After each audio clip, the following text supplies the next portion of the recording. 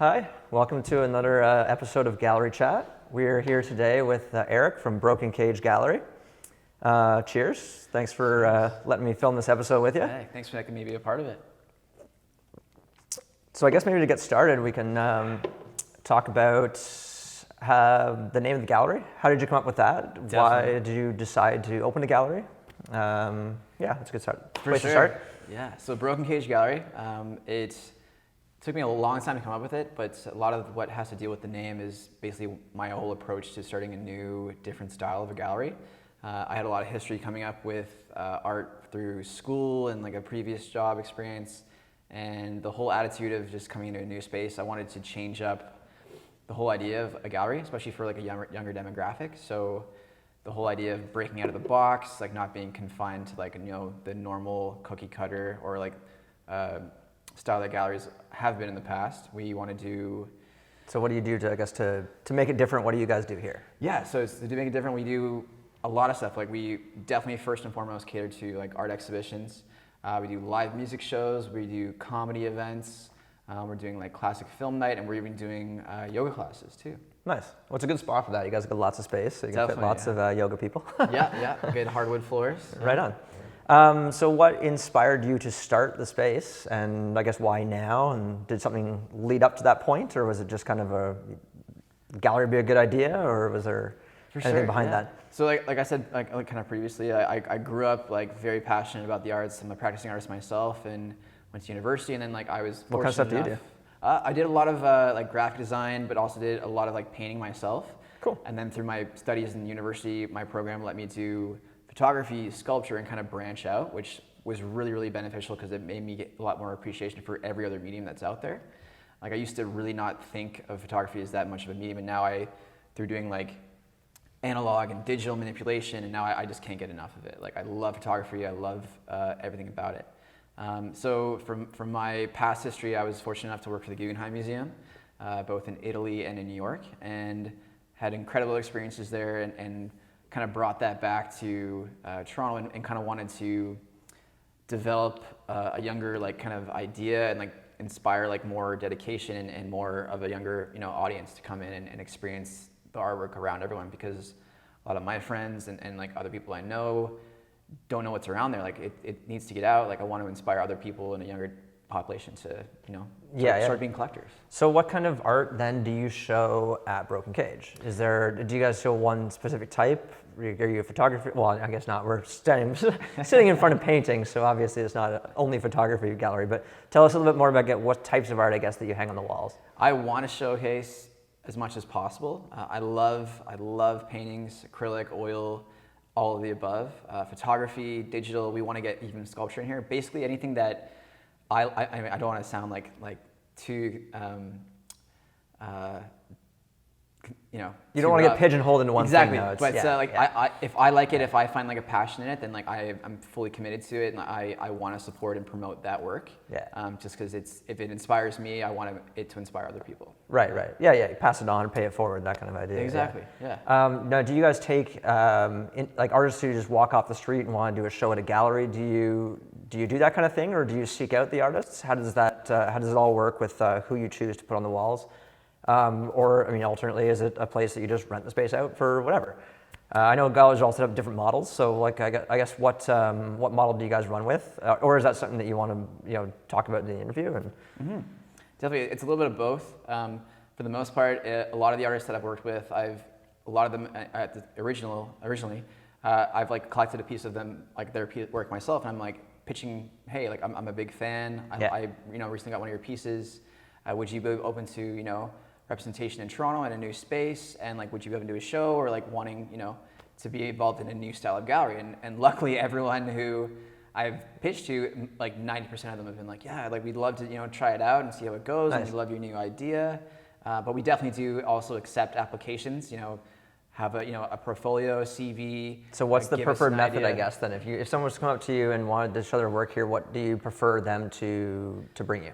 I love, like, first of all, I want them to be passionate about their own work and be confident about it. Mm-hmm. I love like seeing the work first and foremost, but I want them to be prepared. So, formal portfolio, everything ready, showing how like serious and dedicated they are. Because if they show me that they're like, this is, a huge part of my life, I want to make an actual go of this at my career, then it makes more of a, Yeah, you need to bring yourself, you need to process. present yourself properly in order to do that, of Yeah. course. Now, would you prefer people bring physical stuff in, or do you want to see like an email kind of thing first, a PDF with a couple samples, or an Instagram link, and then you kind of contact them that way? Or do people just cold call and just walk in and show you stuff? For recently it's been a lot of like social media applications, which is great because not everyone can carry their 6 foot tall Of course, masterpiece and their like shining gem of their work in here, which is great. But it Especially also if they're a sculptor. Exactly, yeah. Like you need all a around team, sculptures with you. a forklift, as many people as possible to help them. But yeah, it's a great way like for not only myself but other galleries to see like what's out there and like see like their whole collection, like their process too. Like I love seeing the studies of work too. So if I see like a portfolio, I'm like, hey, like what's your practice? Like how did you get to this? Like where are your sketches? Where like where's draft one? Like is this the final piece, or is this like just a work in progress? So, Right. Yeah. Cool. What about other galleries that are in the city? Like, do you go out to a lot of shows? I mean, obviously you've been to Hashtag. Of course. But I'm a customer. which of we Hashtag. appreciate you coming by. Obviously, it's always nice to see your friendly face. But what other spaces around the town would you recommend people go to, or which ones are your kind of favorite? What kind of programs do you like to see in other spots? Is it museums? Is it tiny galleries? Is it a mixture? I like everything. I kind of like the ones that are like hidden and you don't really hear about till the last minute too. Like I'm a big like kind of classic gallery person because I grew up like my family was very involved in like collecting. So like galleries that have been around for a long time, like Mir Gadar, like the Heffel Auction House, I've been to a lot. Even like the Roberts Gallery have been great. I'm a really big fan of the Nicholas Mativier Gallery that just moved out into the East End, actually down Richmond as well. They're way out east there, I think. Right? Yeah, they were way over. Yeah. They were just like a block south, and they just went over east. Yeah, I biked by them the other day. I had no idea they had. Well, I mean, I knew they moved out to the east, but not how far east, I guess it was. But, totally. yeah. I mean, it's a great place. I had a family friend working there, and I love their collection. Like Edward Bertinsky is one of my favorite artists in photography, and I can't get enough of his work. So yeah, I love going there.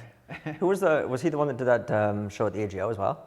With the Anthropocene one with all the oil and the overhead shots. Yes, exactly. Yeah, they're giant like topographic like landscape photos that are powerful and like kind of overwhelming. Yeah, especially when you see them in person too, because they're large scale. They're huge pieces. Yeah, that was a cool show. I guess that kind of leads on nicely to another question. What if you could choose, I guess, any artist from anywhere? Well, let's say any point in history too. Wow. What would your ideal like dream show be in this space if you had the choice? Well, so my taste for art is very like all over the place. One of my favorite pieces from like really early on in art history studies was by Théodore Géricault. It's called The Wrath of Medusa. Okay. And that piece struck like a chord with me because it's a piece about basically a French frigate ship that crashed off the coast of Africa, and the captain and all like the crew abandoned ship and were made a makeshift raft and towed like as many people as they could, trying to get them back to safety. They cut the rope and like basically abandoned all the people there, and it's this massive it must be at least like 18 feet tall by 20 feet wide piece of this incredible like romantic piece, all like oil on canvas, and it was a political protest, and like the artist went out and interviewed survivors that like had actually been found on the raft who had resorted to cannibalism, and like it was a huge moment in like French history, and like the fact that this one image like started an almost revolution, like that really hit a chord for me, and like it's just the scale of it too is incredible. And then another like really like good segue is back into photography. Like one of my favorite photographers is Jeff Wall, who's a BC photographer. He's also actually taught me in school, and he used a camera basically like a paintbrush.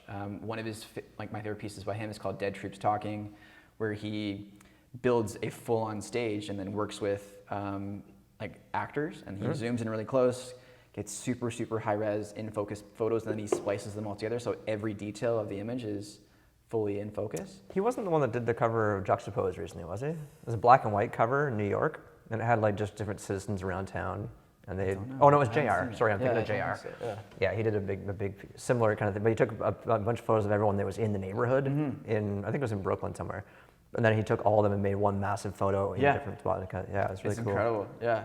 And then like a more recent artist would be like Tristan Eaton. Like his graffiti and like massive murals are like so super bright, like warm and inviting. And he just sent one to space last week. Yeah, he went up to the SpaceX mission on Elon Musk's like recent like spaceship Yeah, I started rocket talking about launch. that, yeah.